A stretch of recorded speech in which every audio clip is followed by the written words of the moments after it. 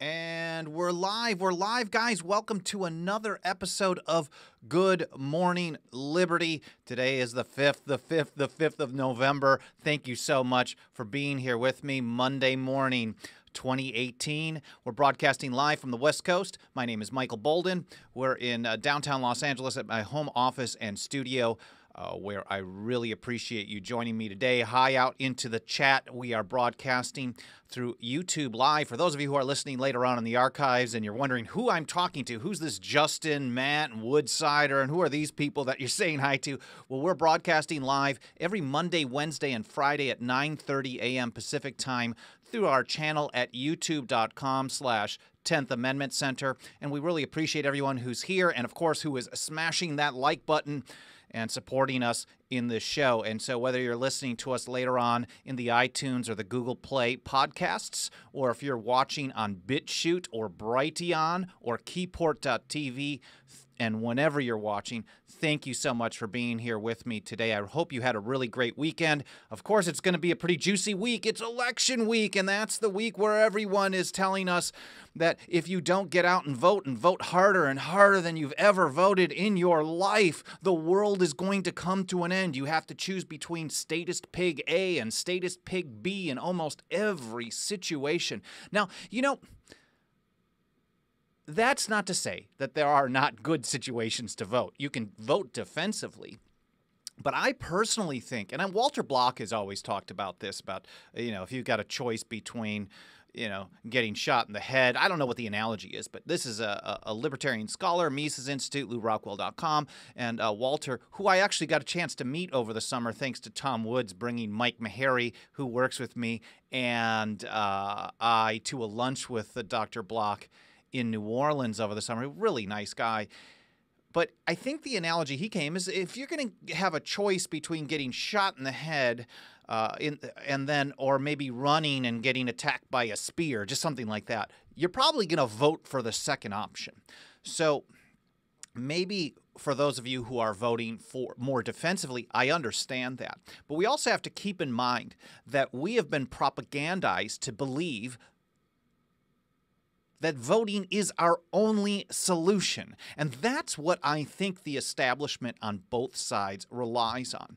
We are told, for those of you who like more constitutional and smaller government or more liberty or all liberty, if you think just in the past few rounds of this voting thing, go back to like 2010, you're told that you got to have the Tea Party come in, the Marco Rubio types, Ted Cruz, etc., or Obamacare was going to be around forever. But yet we still have Obamacare today, and Ted Cruz switched his vote to fund Obamacare this summer. We were also told that if you wanted to stop NSA spying, you had to vote for the Obamas or the Trumps, and that's still around, and it's gotten worse. If you opposed war, you had to support Obama because Bush was so bad, but Obama dropped 100,000 bombs in his 2 terms compared to Bush's 70,000 bombs. We were also told if you didn't like the drug war, the Bush administration conducted 200 federal raids violating the 10th Amendment and individual liberty around the country in his 2 terms. 200. He was extremely aggressive. Well, Obama came in and he did 270 in his first 4 years. So you keep getting told, whether you're on the left or the right, that you got to vote harder and that the solution to everything is picking some new person that's not going to be as bad. Turn a blind eye to this problem or that problem. Just vote Democrat or vote Republican, and what you believe in is going to be better. We can focus on the Trump administration. I think everyone here knows that I'm no fan at all because I don't like gun control. And the Trump administration in 2017 ramped up gun control enforcement on the federal level by about 10% in every category, beyond what many people would consider one of the worst gun-grabbing presidents in modern times, Barack Obama. This is a guy that wanted to do way more. And maybe he had a mentality that's worse than the current president, but in practice, while he was terrible, it's actually worse today than it was back then. And if the Trump administration gets through the bump stock ban that they want to put through, and I think it's going to happen, I haven't followed up to see where we are on that yet, but if they get this done, that is very similar to the process by executive order, basically, that the Obama administration tried to ban M855 ammo, but there was resistance, strong resistance to it when Obama was in office. And no, I'm not making a case to vote for a socialist. I'm making the case that if you are voting, please do not make it your only strategy. And that's what I want to talk about today, and I've covered it personally. I've mentioned it probably a few times on this show, but we've posted about this on our social channels and our website over and over and over and over. If you want to understand how to defend the Constitution, how to defend liberty, you should go to the source, right? We all understand that. When I have a problem with this iMac that I'm running this broadcast through, recording, if I have a problem with the iMac, I'm going to Apple. You know, I might check some forums. I might get some ideas. But if I really need something serious, something very serious dealt with, I don't think I'm going to leave it to myself. I'm going to acknowledge that there are things that I don't know, and then I'm going to go to the people who built the thing, people who are aware of it, for a resolution. And the same can be said for the Constitution. And I know they don't have a toll-free number, or they don't have Constitution stores around the country. There's no James Madison customer service stand to go to. But who should we look to? And I'm not saying just James Madison, but here's a guy who wrote pretty extensively on what to do when the federal government overstepped its bounds. And he wrote a paper that I want to cover today called Federalist number 46. These were a series of papers. The Federalist papers were a series of papers. They were not widely read at the time, and I think a lot of people put too much emphasis on them. I put some, and my organization, 10th Amendment Center, does put some on it, but we don't rely on it solely. But there is a lot of evidence there. When a guy like James Madison, who people today, and I think wrongly do so, when they refer to him as the father of the Constitution, even if that's not the best term for him, he certainly was extremely prominent in the creation of that document that was ratified by the people of the several states. Well, James Madison wrote pretty extensively on what to do. This Federalist paper that he put together, number 46, was talking about what to do when the federal government overstepped its bounds. Now, overstepping its bounds to James Madison in this situation meant one of two things: either overstepping its constitutional limits or overstepping what it should do politically. So either it made just bad choices for the time, or it did stuff it's not supposed to do. And Madison gave us 4 steps with how to deal with this. And I like how Matt Hughes says, good old 46. And this is one that you hear people, well, we don't hear people because they don't talk about it much. They don't think they understand it. When they read it, they're maybe challenged by it. Like, wow, Madison's giving us a bunch of things to do, and not one of them include the only 3 things that I spend my time doing. 1, voting bums out. 2, calling for federal lawsuits in federal courts to limit federal power. Or 3, protesting federal politicians in the hopes that those federal politicians are going to limit their own power. And Madison didn't include any of these strategies in how to deal with the federal government. And let's go through what he had to say. I think it's extremely important. I've got the article, and I've added it to the show notes here in advance, at least on YouTube. So thank you for Idemon and a few others who recommended this to me last week, Friday. So you can follow along if you click the links. Hopefully it's there. This article that I put together back in December of 2016, but it's a regurgitation of many articles that I've written, that Mike Meharry has written, and others at 10th Amendment Center have covered over the years, just in different perspectives. I tried to pick out this one because I think it's more generalized. It wasn't talking about a specific current event. So Madison, 4 steps to stop federal programs. The title of the document is The Influence of State and Federal Governments Compared. And there's this long paragraph. I guess I could, if you guys want me to read it, I will, but I think it's probably just easier to just click the link and read it. So the short version is what I was getting to. Madison said there are things that should be done to deal with federal overreach, bad federal programs, unconstitutional federal actions. None of these things said your first step should be voting the bums out. He didn't. This is not to suggest that Madison was against that. But if you really want to have concrete effect, practical effect right now, this is what you should do. And the first one is disquietude of the people. Mind you, this is the language of the day. Madison expected the people would throw a fit when the feds usurped power, even used the word repugnance to describe their displeasure. And that leads us to step number 2. A repugnance and perhaps, as he put it, a refusal to cooperate with officers of the Union. And this is noncompliance. And this is really the basis of the nullification movement today. The federal government has reached into basically every part of our lives. They tell us what plants we can grow and consume in our own home. They tell us what type of light bulb we have to have, how we can defend ourselves or our family, or whether we can or can't. They tell us how big our toilet can be when people need to go off and fight their wars and die for them, how much data they're going to be able to take from us, all of us. It's on and on and on. The amount of regulation and control is insanely massive. So Madison recommended a non-compliance. And because of, mind you, Madison was recommending to use a hands-off, non-compliance strategy at a time when the federal government was small. Think of how easy it works today. And for those of you who follow our work closely, 10thamendmentcenter.com/report is our annual State of the Nullification Movement report, where we cover all the things that are happening where individuals, states, and local communities, well, not all of it, the major parts of it, we'd like to cover more every year, where they're using this hands-off strategy, and it's very effective because the feds rely on help to enforce their acts. So Madison, number 2, non-compliance. Now, the number 1 dictionary of the time, it was the Samuel Johnson Dictionary of the English Language. I think it was from 1770s or so. You can find it on Google Books or a PDF for free just with a Google search.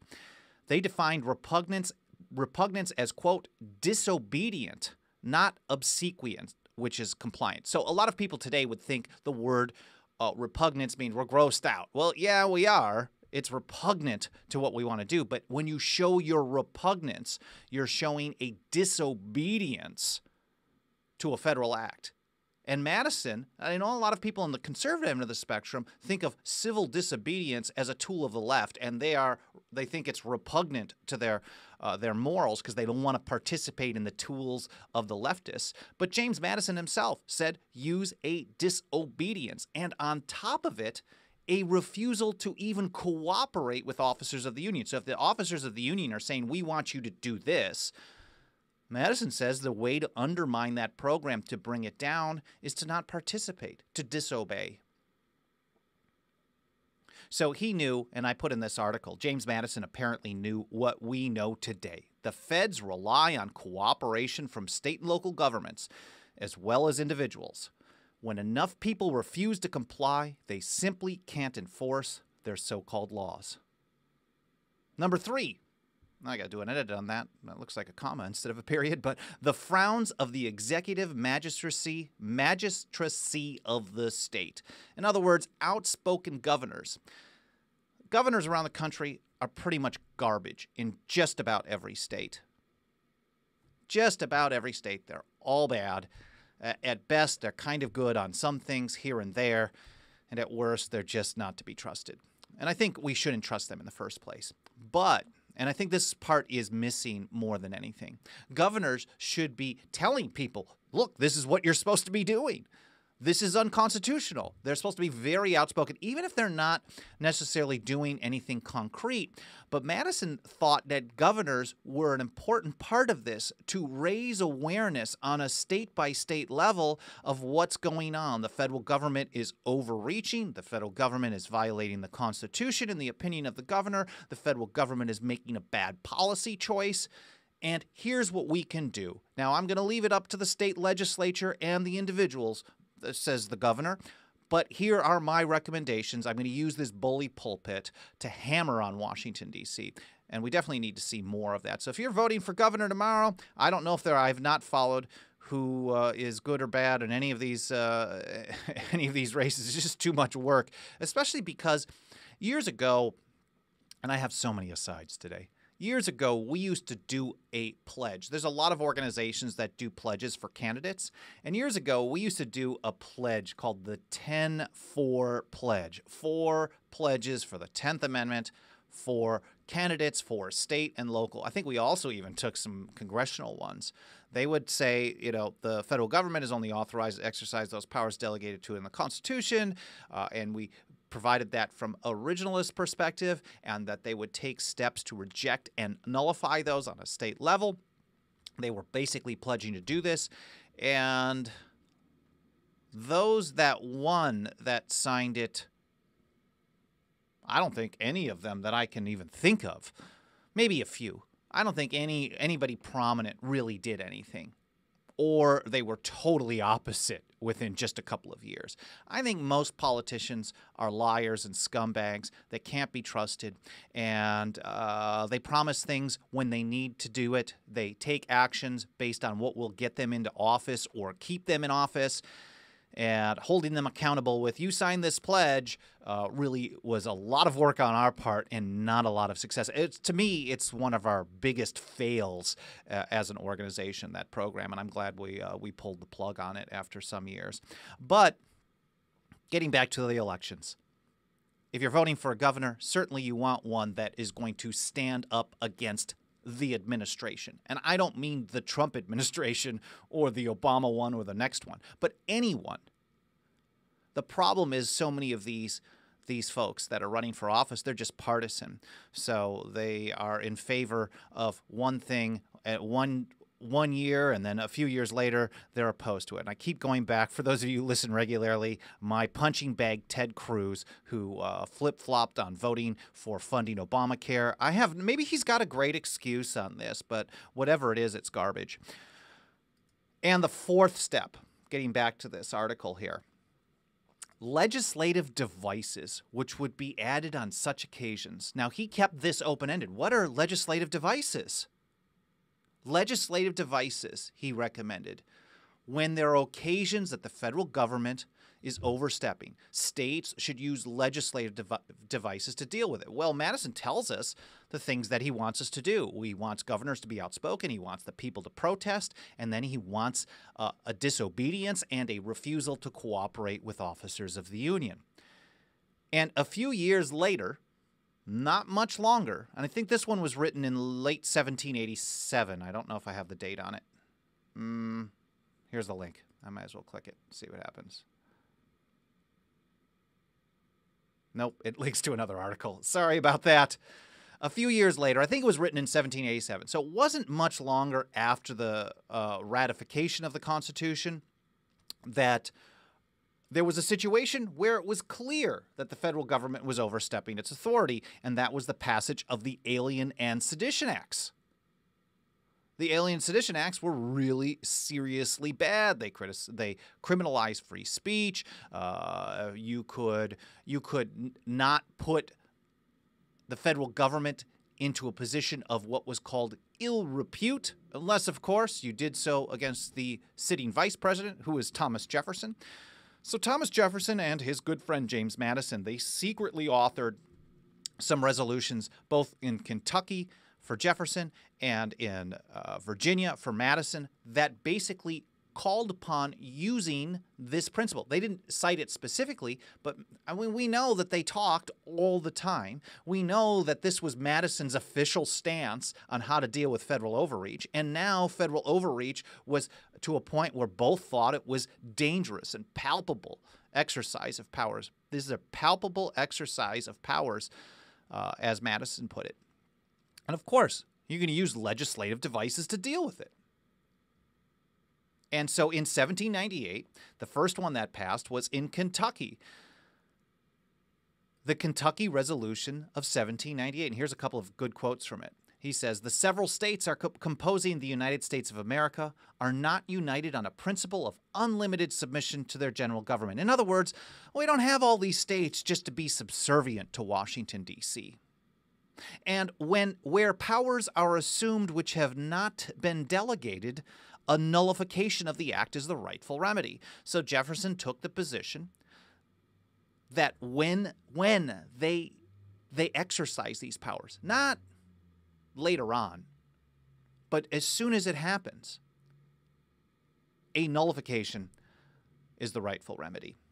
And he says that every state has a natural right in cases not within the compact. So when the federal government does stuff that's outside the compact, that's what he was referring to as the Constitution, to nullify of their own authority all assumptions of power by others within their limits, that without this right, they would be under the dominion, absolute and unlimited, of whosoever might exercise this right of judgment for them. And Madison was consistent on this as well.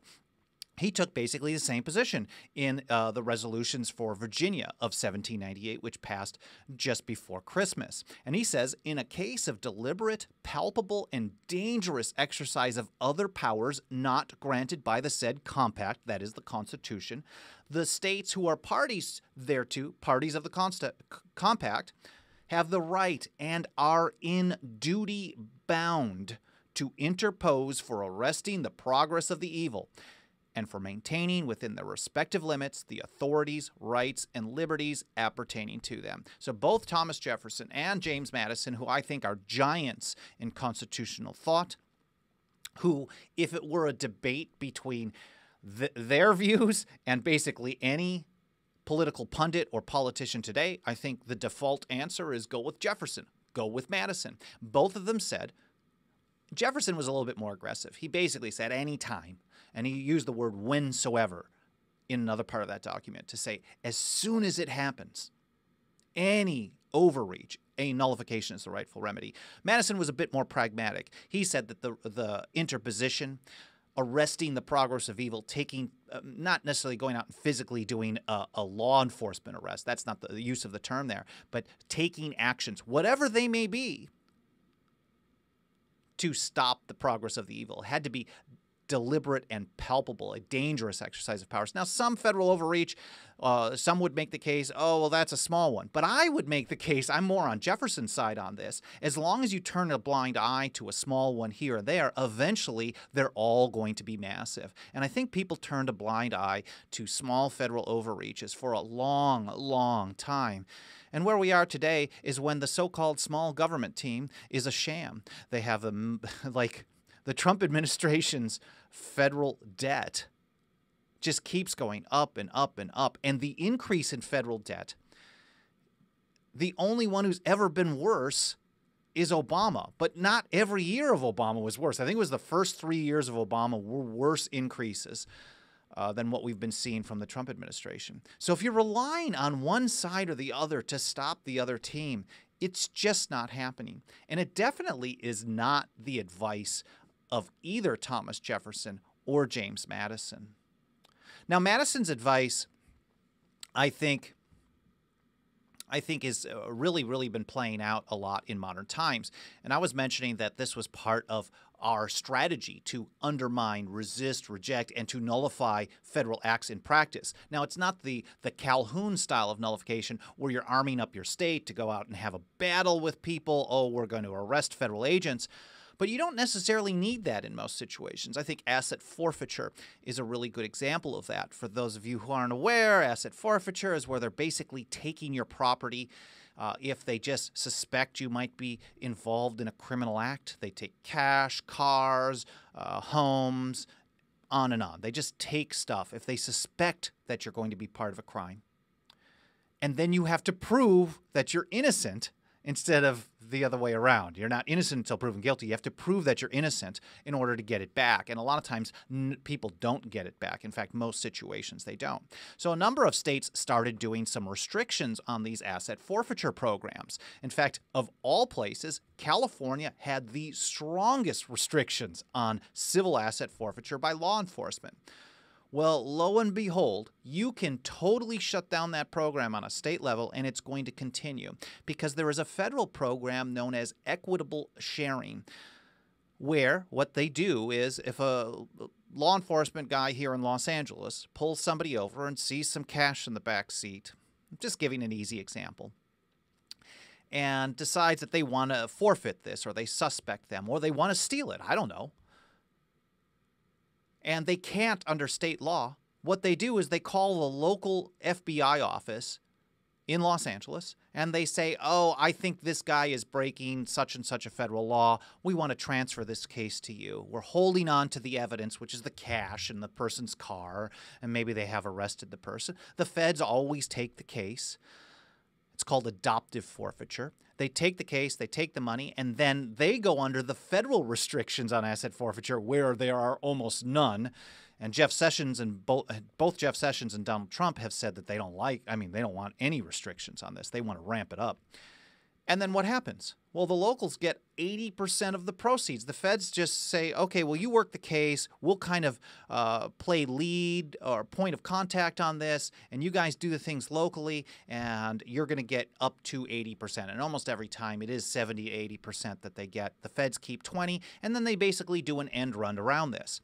Now, you don't have to arrest Jeff Sessions to stop this. You just have to use a refusal to cooperate with officers of the union. You have to use a refusal to participate and a state legislative device to make that happen. So a number of states have passed legislation, California included. California, Arizona, Nebraska, New Mexico, Colorado, Ohio, I think, and I'm probably missing one or two others, that basically just say we're not going to participate in this. We are opting out, and opting out of it up to about 80% of them. And the feds can't do anything about it. No one needs to be physically stopped. You just take a hands-off position because the feds are so reliant on trying to make that happen. And Matt Hughes says, although we should arrest Jeff Sessions, yeah, the guy's a horrible criminal. So this is a great example of how that works. And I think federal gun control is another excellent example. The ATF, and I don't have the exact number off the top of my head, but the ATF for the whole country has about 5,500 employees. And a third of those are pencil pushers. They're in administration, they answer phones, they sit around, they collect a nice pension, they aren't doing enforcement. I'd like to see them all do that if they have to be employed. And so they have my government math. I went to a government school, so my math is terrible. So I guess that's what, maybe 3,700 or so enforcement agents for the entire country. And the ATF consistently, year in and year out, even though it has gone up again under Trump, can close about 8,000 to 10,000 cases per year.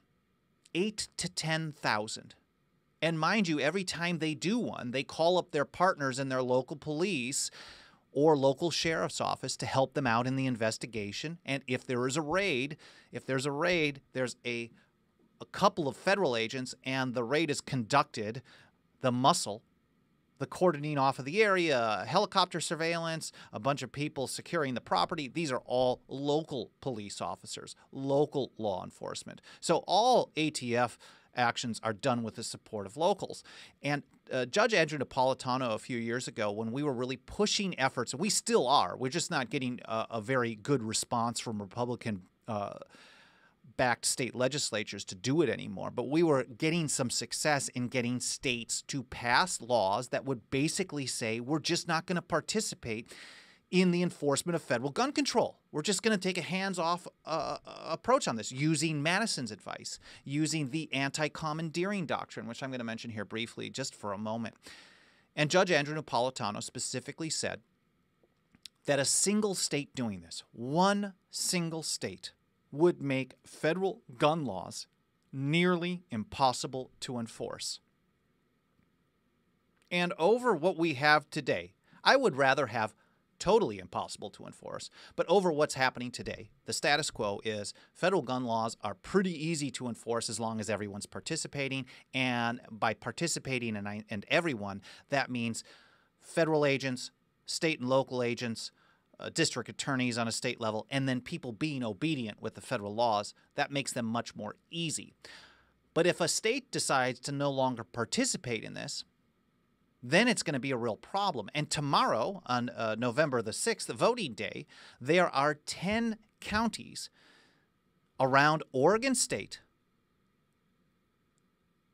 10 counties around Oregon State that are going to be voting on what are I guess we can call a gun rights sanctuary ordinance. They're the first step to create this scenario on a local level, a county-by-county level, to create a process where they can refuse. I mean, it should just already be happening, but these legislative devices that Madison advised are very effective in really making a quick turnaround, and we saw that with asset forfeiture.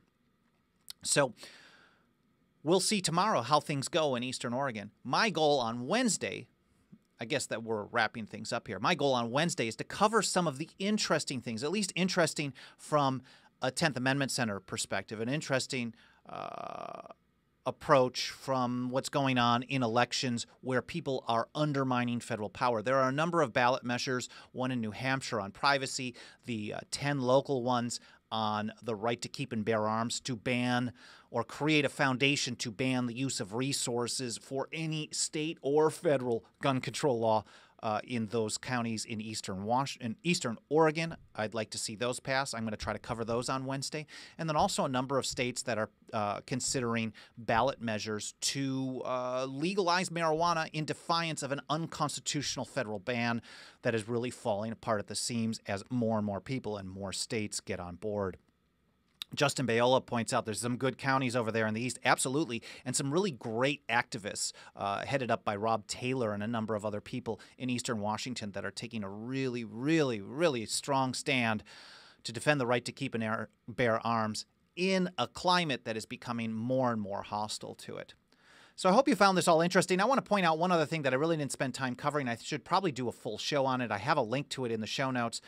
There's a thing called the anti-commandeering doctrine. And while I think the Supreme Court is junk, they can't be trusted, they're a political organization, they have been totally consistent on backing up James Madison's advice, saying that states and localities don't need to put forth resources to help enforce federal laws, regulatory programs, or the like. And this document covers the 5 major cases going back to 1842, and the most recent one was just this year, a case called Murphy versus NCAA. So while we don't rely on the Supreme Court to tell us, or we shouldn't be relying on the Supreme Court to tell us that we have permission to be free, when they actually get something right, we definitely want to highlight that because it makes it much easier to sell the idea to the public who's convinced that the Constitution only means what the Supreme Court says it means until it changes its mind.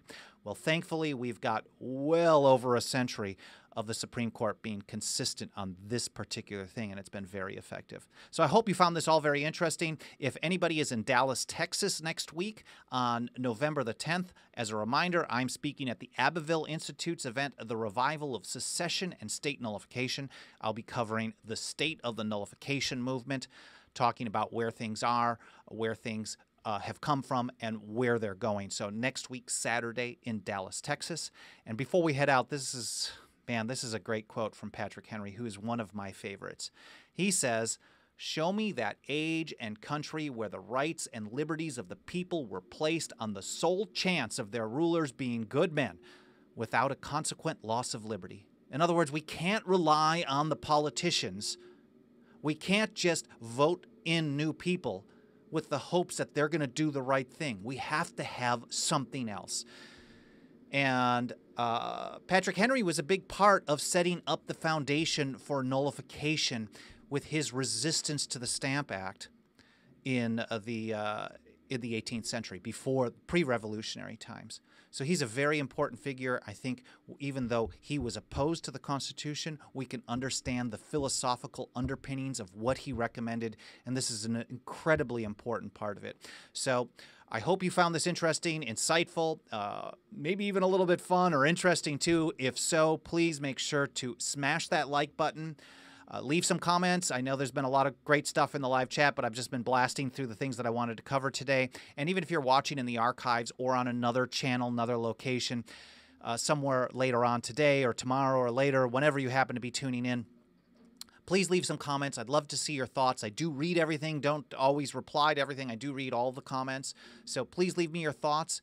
Let me know what you think of what we're talking about today and what you'd like to see us cover in the future. On Wednesday morning show, we're definitely going to be covering some results from some ballot measures that will either set a foundation to or directly nullify federal acts, mostly setting a foundation, because really the end result is it's up to human action. It's up to individuals like you and I to take a step forward, and sometimes having a state or local law that helps provide us some political cover, some political support, some legal support makes it a lot easier to make that decision.